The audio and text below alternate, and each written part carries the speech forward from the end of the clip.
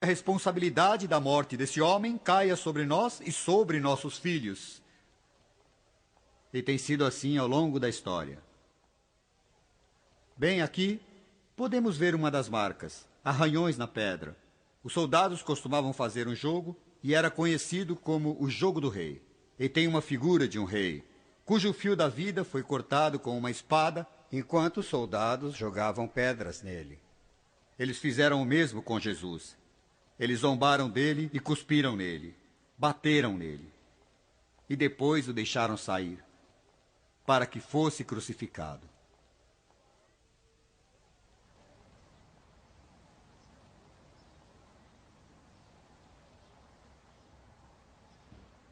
Do lado de fora de Jerusalém, existe uma montanha chamada de Gólgota. Ela tem a forma de uma caveira.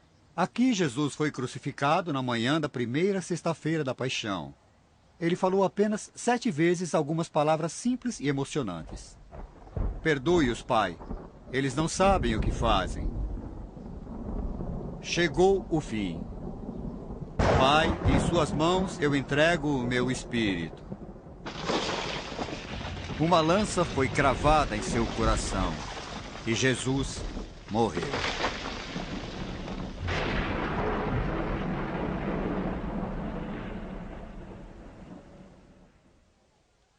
O corpo de Jesus foi retirado da cruz e enrolado em um manto de linho, cobrindo-o até a cabeça. Eles não tinham percebido que aqueles que o haviam crucificado teriam sido responsáveis pelo cumprimento de mais de 30 profecias do Velho Testamento sobre o que aconteceria com o Messias, o Filho de Deus. E depois o levaram para este túmulo, recém-cavado túmulo de pedra, que pertencia a José de Arimateia. Ele havia preparado para ele próprio e para sua família. Havia uma pedra redonda e enorme na porta, e depois que o corpo fora levado para dentro e deixado em cima de uma mesa de pedra, o giz que segurava a enorme pedra foi esmagado. Com peso impressionante, rolou até a entrada do túmulo, barrando a entrada da tumba.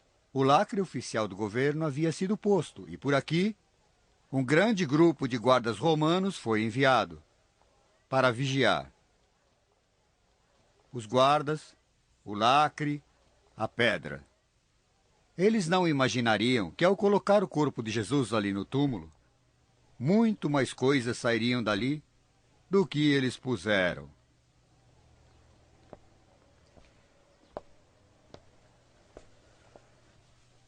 Mas qual é o significado da morte de Jesus Cristo?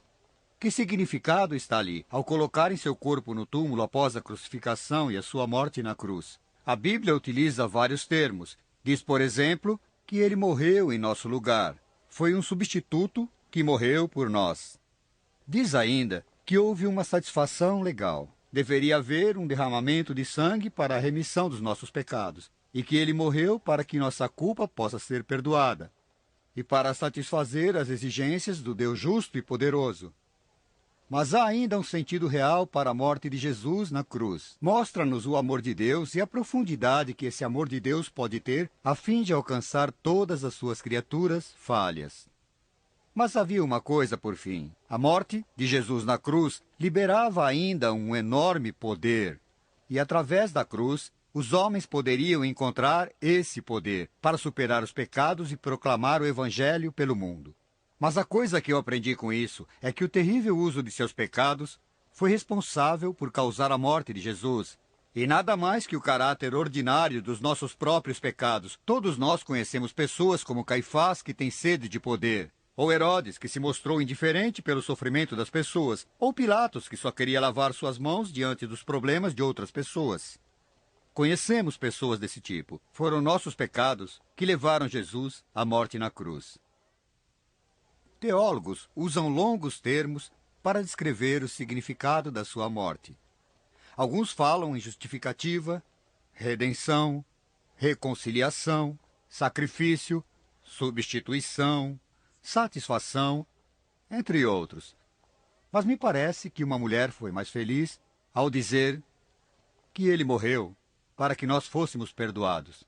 Ele morreu para nos tornar melhores, para que possamos ir até o fim, salvos. pelo seu sangue precioso.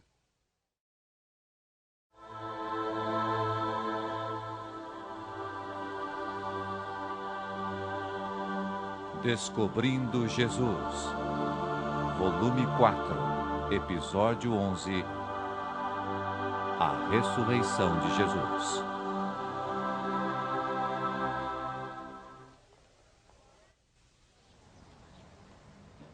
Bem cedo no domingo, umas mulheres vieram até este túmulo para sagrar o corpo de Jesus Cristo. Seu corpo não estava mais aqui. Elas ficaram confusas. A enorme pedra havia sido deslocada da porta. O lacre havia sido quebrado. E alguém disse a elas: "Por que procuram a vida entre os mortos? Ele não está aqui. Ele ressuscitou."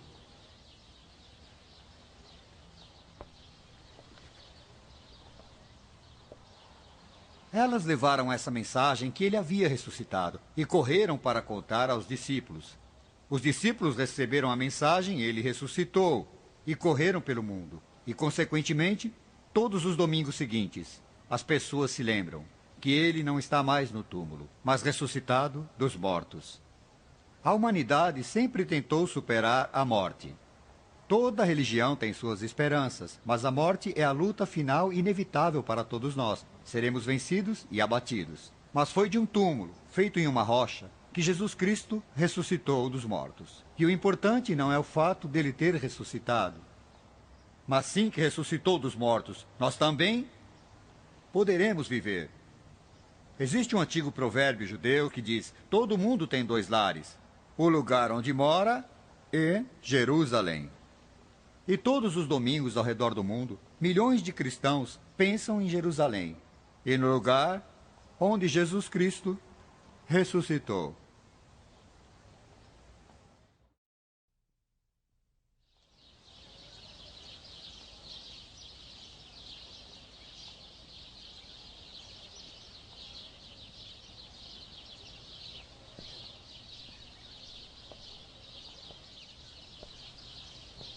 Ninguém viu Jesus Cristo ressuscitar dos mortos. Mas algumas mulheres apareceram, e os escritos dizem: tem que estar escuro antes do amanhecer, para que elas fossem sagrar o corpo. Maria, a mãe de Jesus, e outra Maria, Maria Madalena, e muitas outras mulheres que vinham da Galiléia. Todas vieram trazendo sofrimento e tristeza no coração. A noite fora longa e amarga, e elas vieram sagrar o corpo de Jesus. Ao chegarem aqui, encontraram essa enorme pedra deslocada. O guarda romano havia ido embora. O lacre estava quebrado. E imediatamente elas correram e contaram aos outros discípulos. E os outros discípulos vieram rapidamente. Pedro e João, primeiramente, vieram correndo. João, o mais novo, chegou aqui primeiro. Pedro, mais velho, chegou aqui ofegante em seguida. E Pedro, com seu comportamento impetuoso, correu direto para dentro do túmulo e viu a sepultura lá e os panos utilizados para envolver o corpo. Estava tudo ali. Pedro e João saíram e correram de volta para a sala superior para contar aos outros discípulos que estavam reunidos com medo do que poderia acontecer com eles. Os dois voltaram sem saber o que fazer. E foi então que uma das passagens mais bonitas de toda a literatura aconteceu. Maria estava aqui no jardim, desse lado, sozinha, e de pé com as suas costas voltadas para o túmulo. Ela chorava. Ela percebeu uma presença atrás dela, e ela pensou que fosse o jardineiro. E ela disse em prantos: "Senhor, se foi o Senhor que levou o corpo de meu mestre, diga-me onde o colocou, pois posso ir até lá e trazê-lo de volta." E o jardineiro disse uma palavra: "Maria." E ela se virou e caiu sobre seus pés e disse: "Mestre!" E ele a ergueu mais uma vez. Mais de uma vez na sua vida, ela havia caído como prostituta em tentação e pecado. E ele a havia erguido para um outro nível de decência e pureza. E agora ele erguia para uma nova consciência de vida que nada teria fim. 5 outras vezes Jesus apareceu para pessoas naquele dia, para mulheres, para Pedro, para 2 discípulos que Andando desencorajados e desapontados, ao voltarem para Emaús, para os 10 discípulos que estavam reunidos no salão de cima, Tomé não estava lá, e mais tarde ele apareceu para todos os 10, incluindo Tomé, e em 4 outras ocasiões para grupos de pessoas, sendo que em uma delas mais de 500 pessoas estavam presentes, como disse o apóstolo Paulo. Tudo isso aconteceu no dia em que Jesus ressuscitou dos mortos. Na noite da primeira ocasião da ressurreição, os discípulos se reuniram na sala superior, onde 3 noites antes, Jesus teria se despedido deles no banquete de comunhão. E agora, na primeira manhã de domingo, eles estavam reunidos ainda com medo, com as portas duplamente trancadas, temendo que os judeus poderiam fazer contra eles. E enquanto discutiam esses assuntos, uns com os outros, de repente, como uma explosão de energia radiante, o próprio Jesus apareceu entre eles. E eles o reconheceram como o Senhor ressuscitado. E ele levantou sua mão e disse: "Que a paz esteja com vocês." E então os convidou para tocar as marcas dos pregos em suas mãos. Eles festejaram ao notarem que era mesmo o Senhor. Tomé não estava lá. E mais tarde, depois que Jesus já havia saído, Tomé voltou. E eles contaram com alegria e animação: "Nós vimos o Senhor", disseram. E Tomé disse: "A menos que eu veja com os meus próprios olhos as marcas dos pregos em suas mãos, e que eu ponha meu dedo nas chagas e o toque com as minhas mãos, eu jamais acreditarei." Uma semana depois, no mesmo lugar, de repente, mais uma vez, sua presença foi sentida. E Jesus disse: "Tomé, use o seu dedo para tocar nas marcas dos pregos, e com suas mãos venha sentir onde fui ferido. E não perca jamais sua fé, acredite." E Tomé, de repente, percebeu que Jesus havia escutado tudo o que ele havia falado, e que ele estava ali todo o tempo, mesmo que ele não o tenha visto. E se jogando aos pés de Jesus, disse: "Meu Deus e meu Senhor." Bem, foi a presença do Cristo ressuscitado que transformou completamente aqueles homens. Eles saíram daquela sala superior carregados com nova energia e foram imediatamente com coragem perante ao Sanedrim e o conselho de Caifás e qualquer outro que quisesse se livrar deles. E declararam: "Nós vimos o Mestre, e ele ressuscitou dos mortos."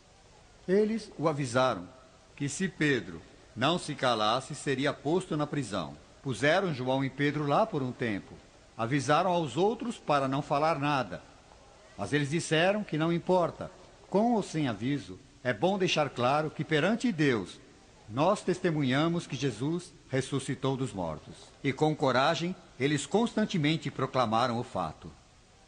E esse poder e energia do Espírito Santo estava preenchendo suas vidas, com a alegria do Senhor ressuscitado. Eles foram carregados de energia, e eles correram por todo o mundo.